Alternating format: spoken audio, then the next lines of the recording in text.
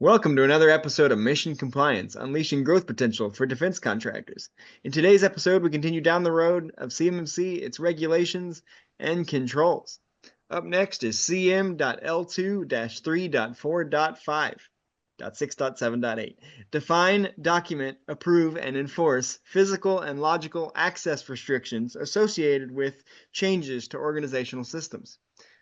We'll break down what this control means, why it matters, and how it impacts your organization's cybersecurity posture. We'll also provide practical insights and strategies for achieving compliance and securing your systems effectively. So whether you're a defense contractor aiming to win more contracts or simply someone interested in bolstering your cybersecurity knowledge, you're in the right place. Are you ready, kids?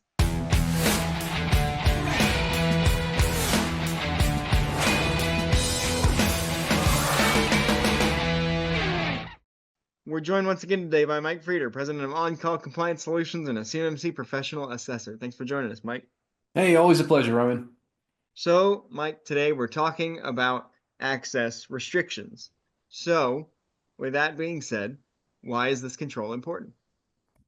Well, I'll tell you, Roman, this control is really important because what it does is it forces IT professionals and cybersecurity folks in an organization to actually document and follow processes around access restrictions in an organization. And I'll tell you that it's one thing to think that you have access control in place, and it's another thing to document it and actually prove that you have it in place. A lot of times, IT pros will take a firewall, they'll set it up because they know they need a firewall, and they'll just kind of set it up out of the box, default settings, and go forth and conquer. We have a firewall, we're good to go, right?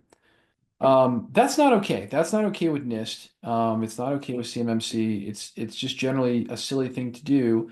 And part of the way that you get around doing that is write it down, right? There's kind of this age-old rule that says if you write it down, then it happened. And that's what this control is really truly about. It is about defining what are the security, what security do you have in place, documenting it. It's got to be in a document. So there's a big hint about how to prove this control and compliance with it. You better have it in a document that you can show an assessor. Uh, Show them how you approve it, whether it's an IT ticket or some other method of approval, and then enforce, which means you're going to probably have to show them elements of your system for both physical and logical access restrictions associated with changes to organizational systems, which means you're going to have, wait for it, a change control system. Yes. So 3.4.5, 3.4.5 is all about change control. You cannot, under NIST, SP 800-171, under CMMC, you cannot just change whatever system settings you want whenever you want. And let's be honest, you guys, a lot of us out there are very much used to that. Hey, somebody needs a change in security or an exception. No problem. I'll just make that exception for a half hour. Well, if it's not approved and it's not documented, it's not in a ticket, it's not okay. And that is a major change in thinking for a lot of private companies out there in the defense industrial base. And that's why this control is just so incredibly important. This is one that I think will get a lot of people. I think they will fail this because they might have the right security in place, but boy, if they're not defining, documenting, giving approval demonstrations, and enforcing physical and logical access restrictions, they don't got it. They're not going to pass. Absolutely. So what are the key assessment points that an assessor be looking for on this one? Yeah. Fair warning, Roman. This is a long one. There's a bunch of them here. So the first thing we have to do is determine if physical access restrictions associated with changes to the system are defined. Here's the big hint. Anywhere that you see the word defined, you need a policy, a written policy, in order to pass an assessment. So physical access restrictions are defined by the physical premise security system and physical security policy. Okay, so again, we're looking at our physical security systems and we're looking for what is in the security system and is it documented on paper. The next one is determine if physical access restrictions associated with changes to the system are documented. So again, we're determining if physical access restrictions associated with changes to the system are documented. So if there's changes in the physical access, is that documented, right? Do we have a method for documenting that? We might be documenting that in a service ticket of some kind, but the procedure for doing that needs to be in that physical access policy. Very, very important. I think that is just really one of those situations. You would not think that you have to have a separate policy documenting physical security in a facility. You got to have it. You have to have it. Third one, determine if physical access restrictions associated with changes to the system are approved. Again, this is going to look at your ticketing system and say, show me an approval where you made a change in the physical access to the building. Maybe we added a key fob sender. Maybe we added a door access control. Show me where that takes place. We can say physical access restrictions are approved by the organization's CIO, who is in charge of the building's physical premise security system. Those changes are documented within the ticketing system. So this is, again, just another huge, huge area where I think a lot of people don't they don't realize that when changes are made like this, they've got to be documented in a ticket. And if they don't document them in a ticket, then the reality is that it didn't happen and you can't prove it to an assessor and you're doesn't matter if you're doing the right thing. And this is the key difference between compliance and reality, as I like to say. Compliance is not oftentimes very much like reality. Reality is, did you do it? Yep. Okay. All right. Then it's real. Compliance is, did you do it? Did you document it? Okay. Then it's real. Huge. Next one up is determine if physical access restrictions associated with changes to the system are enforced. So again, when the change is approved, can we show that the actual change is enforced? Again, we can look at the building's physical premise security system and show that yes, the alarms are on, the key fobs work, those kinds of things, and they're active and they're tested daily by all authorized users who are accessing the physical premise, i.e., we're testing the system to make sure that logical access restrictions, physical access restrictions are enforced, and that physical access is indeed active every day. Determine if logical access restrictions associated with changes to the system are defined. Logical access restrictions are defined within the firewall, network infrastructure, system permissions, AD group policy, and individual system access. So again, uh, did we define it? Yes. Where do we define it? We're going to have to put those into policies. You might even put those into your IT operations policies as well. Determine if logical access restrictions associated with changes to the system are documented. Again, we're going to look at our IT operations policies, and we're going to look at our we're going to look at just the various configurations within systems as well. Next up is determine if logical access restrictions associated with changes to the system are approved. This is going to take place typically in your IT ticketing system. We're going to show approvals in the IT ticketing system when there are changes that need to be made. Huge. Big, big, big. Again, you need to really probably have some ideas in your head about those changes and what tickets you might be able to easily find those in. Maybe we need to have a ticketing type called change control so that we can demonstrate that. Next, determine if logical access restrictions associated with changes to the system are enforced. So in other words, once the ticket comes through, can we show that the actual change was made? Enforcement of logical access restrictions associated with changes to the system are executed as a part of the IT ticket resolution process, tested by authorized users to ensure they get the intended result in coordination with the IT team. You just have to give a demonstration of that. But that would be a really good answer to that. So again, lots and lots of different things that we're trying to demonstrate here, but really and truly, what this control is all about is demonstrating that you have a physical premise security policy, IT operations policy, and also that you've got change control and that it's real and functional. So that you have documented control over how the system is evolving. What are the potential difficulties of enacting this one in an organization? You know, to me, the big difficulty here is in actually doing the work. Um, I would probably tell you that I think that there's extreme difficulty for small businesses to do this because what do you need change control if there's 5, 10 people in the company? It seems ridiculous.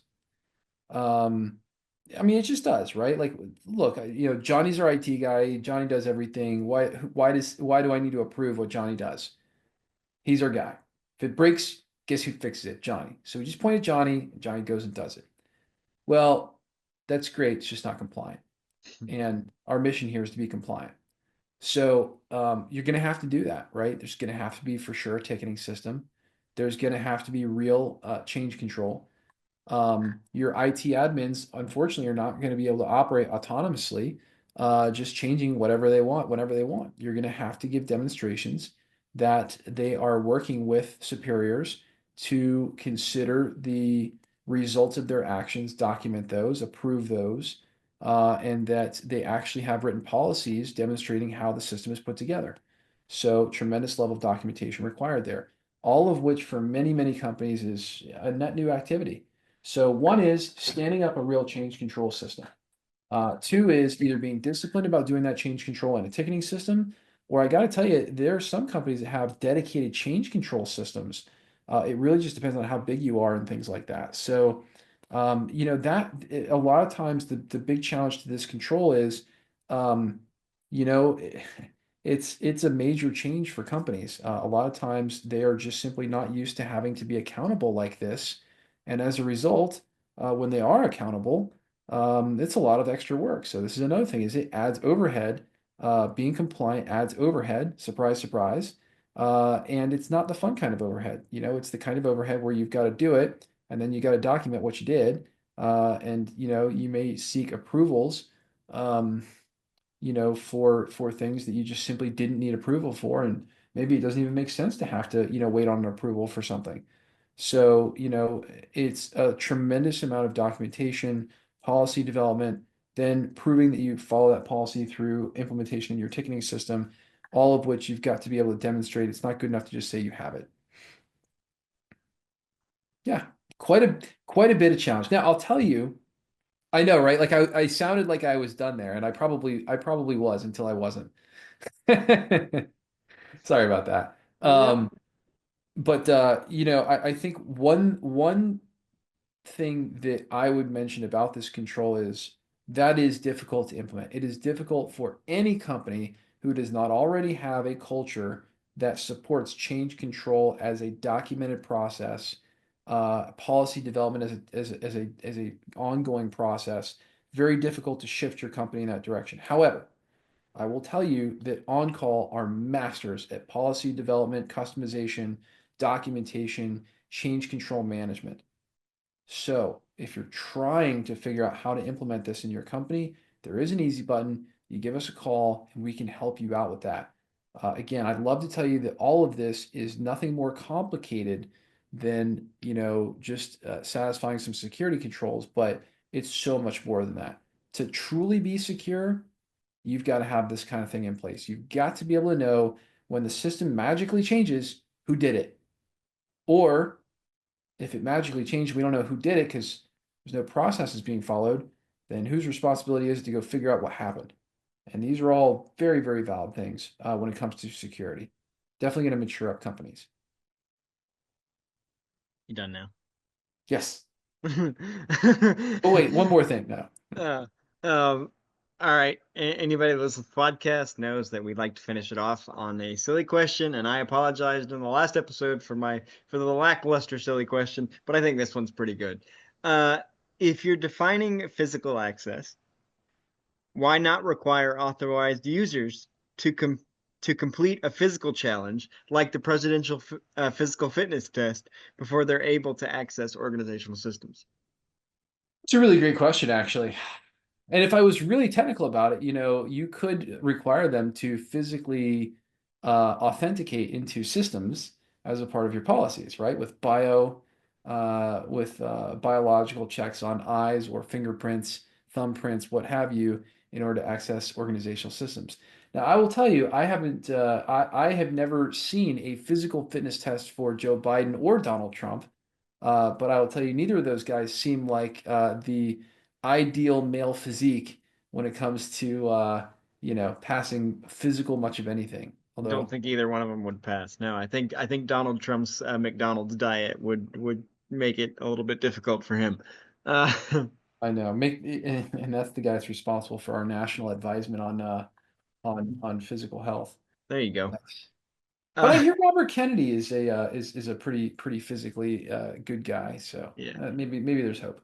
that's technically my cousin. Really? Yeah, my mom's a Kennedy.